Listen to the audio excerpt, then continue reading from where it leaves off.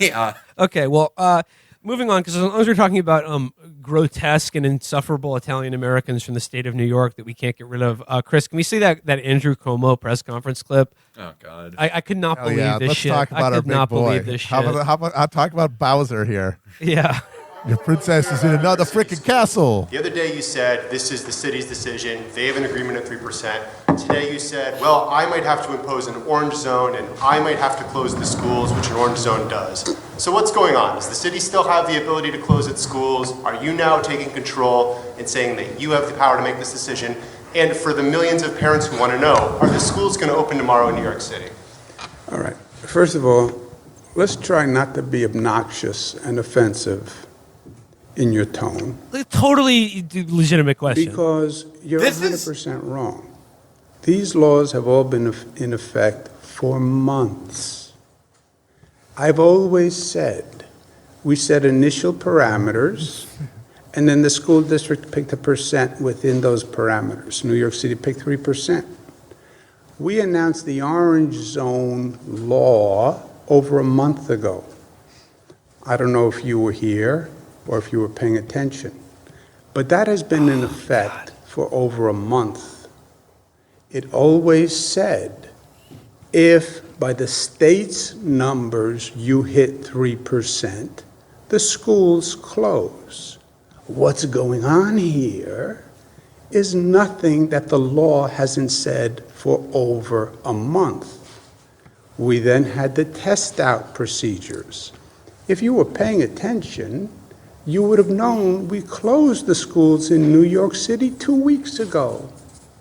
Remember when we did an orange zone and a red zone in Brooklyn and Queens, and we closed the schools?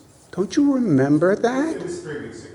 Okay, so don't you? So what are you talking about? He sounds like Livia Soprano. What are you talking about? You're now going to override. Remember how like every We did it already. That's the law. Yeah, an orange zone and a red zone.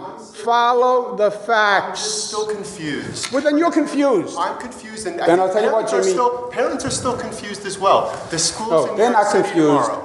You're confused. No, I think Read parents the are law. very confused as well. Read the law, and you won't be confused. But Governor, Go ahead. Colin, All right, yeah. Remember this how, goes like, on for every- 7 minutes. He every keeps time- doing that.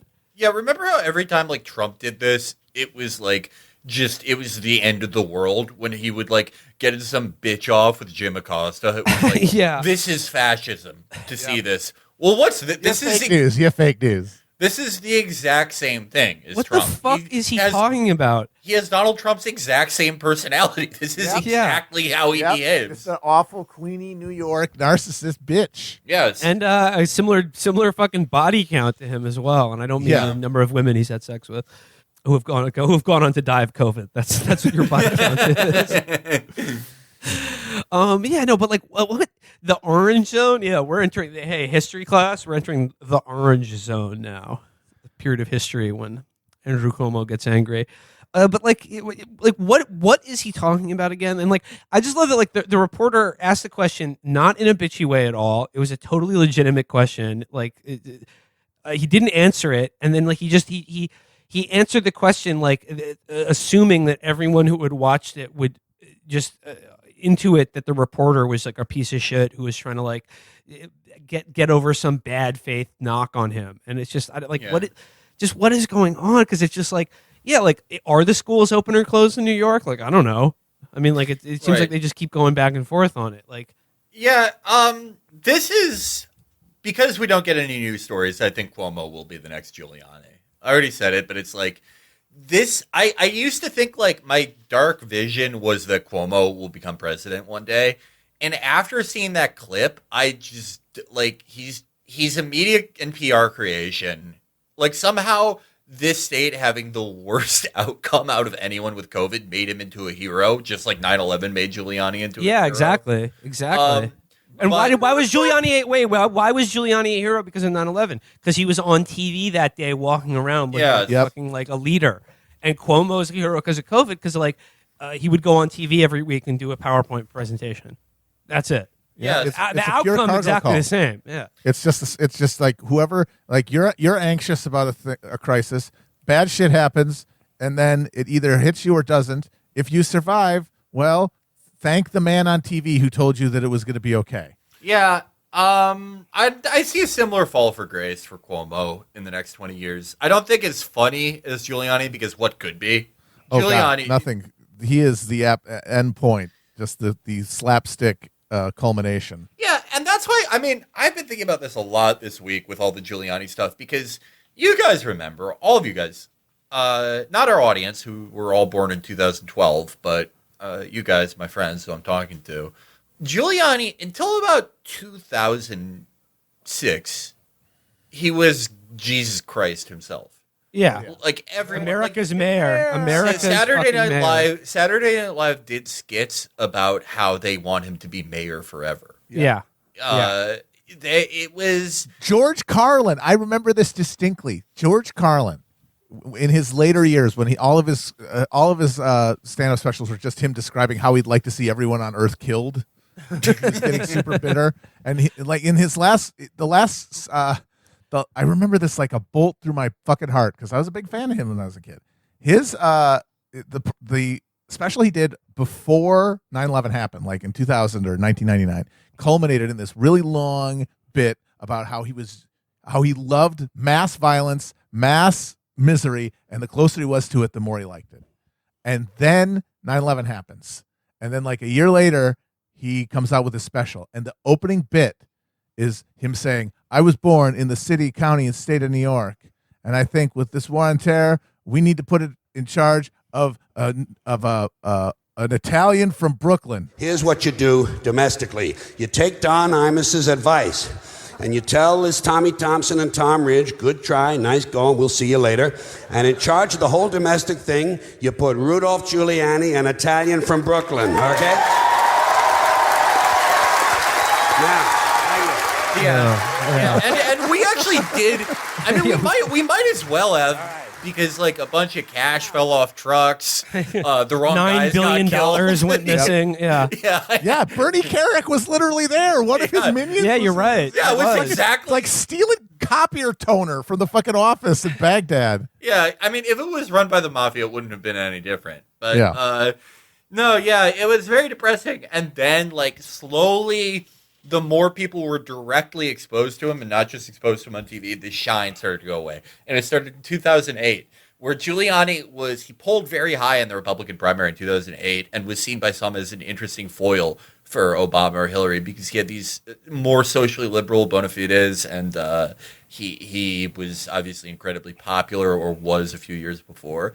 But then something happened. He started to go into Florida, and the more that people saw of him, the more they were like, oh, yuck. Like, even Republican voters were like, what the fuck is this guy's deal? And you go all the way until 2016, where he's early to endorse Trump, walks around wearing a bunch of baffling hats, go to the convention speech where you see his bedpan teeth. You go to now where he's just, as David Ross said, is cursed into doing something gross and confusing every 36 hours until he dies.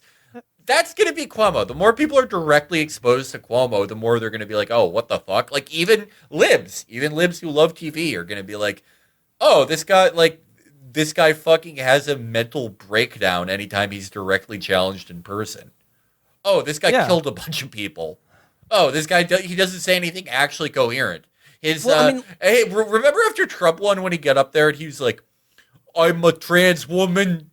I'm a black Jewish guy. Yeah, that was awesome. I'm a Mexican, and I'm Muslim, and then he just burst into tears. Felix, you're right. Like it's the exact same mentality as Trump because I mean both of them know they're guilty as shit and have like fucked things up incredibly badly, or maybe they don't feel responsible for it, but they know that they're on the hook for it because I mean, like they're sitting at that desk, and anyone who brings it up or questions them, it's like, how could you be this unfair to me? Guess I'll kill myself. Yeah, I guess I'll go fucking die. I'm just hated for being me. Actually, let's talking about the Cuomos. I have some interesting Cuomo lore here that I'm not sure you guys are aware of, dealing with the father, the original monarch of Bowser's Castle. Mario Cuomo. Vote for Cuomo, not the podcast. As they used to say. I have to credit Stav and Adam for being my research team on this. But were you guys aware that Mario Cuomo was a baseball player at St. John's and was signed as an outfielder by the Pittsburgh Pirates in the 50s. No, I did not know Yeah, that. you wouldn't think he had the makings of a varsity athlete, but check this out. His baseball career ended when he was struck in the head by a pitch and was in the hospital for 6 days. He got his brain rocked by a fucking fastball, and he had to end his career, and then he went to law school after that. And what's funny about the Pittsburgh Pirates, this is in like 1952, I think that was about at exactly the same year that Fidel Castro was also a prospect for the Pittsburgh Pirates. So just think about how history could have turned out different if like two guys had been better at baseball. Yeah, it's sort of like a, Hitler in art school, not Hitler in art school thing. I mean, Castro would have been a great player, but he was a true varsity athlete in running his country. If the Cuomos had just become a baseball dynasty, well, who's to say? I don't know what history looks like. They definitely would have argued with the fucking umpire a lot. Yeah. Check us out. This is another piece of Mario Cuomo lore that I wasn't aware of. In 1992, he took a trip to Italy, like an official state trip to Italy, in which the Sicilian mafia planned to assassinate him on a visit to Italy. The plan was to have a dozen gunmen armed with Kalashnikov assault rifles and explosives ambush Cuomo. And they were like, apparently the Sicilian mob wanted to kill the governor of New York because New York State had allowed like Sicilian mafia snitches to like resettle in the United States. And they were willing to literally go to war with America, kill a fucking governor over this shit. That's so fucking hard, buddy. Like, god damn. And apparently the reason they didn't do it was because Cuomo had security with him at the time, and they were like, "Oh, when the plan is over," because like of that era, like the Naples, like the Camorra, and like the La Cosa, like Sicilian mafia, like in those era, like they killed dozens of fucking judges and prosecutors in Italy because blew them up on the highway all the time. Because like federals, yeah. Because like these guys just would go outside, they'd take a bike to like the little village and have an espresso in the morning, and then some guy on sandals and a fucking moped would just roll up with an Uzi and just spray them with like 100 bullets. But like Cuomo had like 3 security guys, and they were like, "Oh no, we cannot assassinate the governor."